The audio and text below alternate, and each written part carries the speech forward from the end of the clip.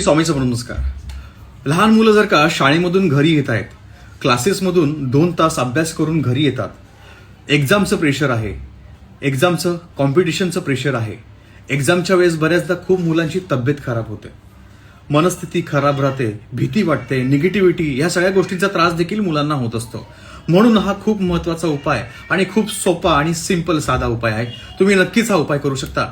मित्रांनो, एक्झामवरनं घरी आल्यानंतर, क्लासेसवरनं घरी आल्यानंतर, शाळेवरनं घरी आल्यानंतर पाण्यामध्ये थोडंसं मीठ, खडे मीठ टाकून हात आणि पाय नक्कीच धुवायला लावा.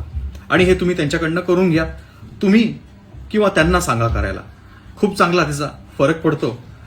मानसिक स्थिती देखील बरी राहते. बऱ्याचदा निगेटिव्हिटी, ओव्हर थिंकिंग, ह्या सर्व गोष्टींचा प्रभाव मुलांवरती होत असतो आणि अशा वेळेस झोप बरोबर न लागणं, ह्या देखील प्रॉब्लेम मुलांना फेस कराव्या लागतात. अश्वगंधा पावडर 1 चमचा, अर्धा चमचा शक्य असेल तर दुधामध्ये टाकून रोज झोपायच्या वेळेस मुलांना द्यावे किंवा सकाळी द्याल तरी अतिशय उत्तम.